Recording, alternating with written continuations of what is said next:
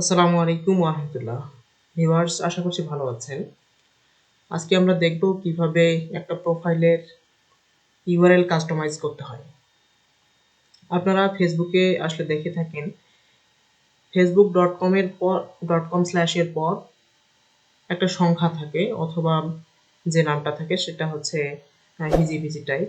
সেখানে আপনাদের এরকম করে আমার মতো আমার পেজের নাম অনুসারে ইউআরএলটা কাস্টমাইজ করতে পারবেন। তো কিভাবে করবেন সেটা দেখিয়ে দিচ্ছি।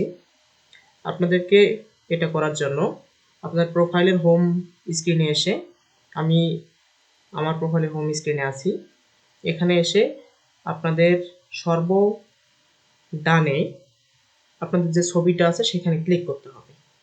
এখানে ক্লিক করার পর এই পপ আপটা আসবে। এখান থেকে আপনাকে ক্লিক করতে হবে সেটিংস অ্যান্ড প্রাইভেসি। এখানে ক্লিক করার পর আরেকটা পপ আপ আসবে। এখান থেকে সেটিংসে ক্লিক করতে হবে। সেটিংসে ক্লিক করার পর আপনাকে এই পেজটাতে নিয়ে আসবে। এখানে দেখতে পাচ্ছেন আপনার দুইটা অপশন আছে।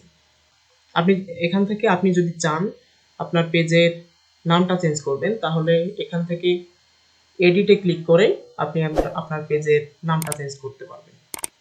আর দ্বিতীয় যে অপশনটা আছে, এখান থেকে আপনি আপনার পেজের ইউআরএলটা কাস্টমাইজ করতে পারবেন। তো ভিউয়ার্স, আমার এখানে অলরেডি কাস্টমাইজ করা আছে। যদি কাস্টমাইজ করা না থাকতো তাহলে এখানে একটা সংখ্যা প্রদর্শন করতো। আপনি এখান থেকে এসে এডিট বাটনে ক্লিক করলে ইউজার নেম নামে একটা অপশন আসবে। সেখানে আপনার পেজের নাম অনুসারে বসিয়ে আপনি সেভ চেঞ্জে দিলে আপনার ইউআরএলটা কাস্টমাইজ হয়ে যাবে। তো ভিউয়ার্স, আশা করছি ভিডিওটা আপনার উপকারে আসবে।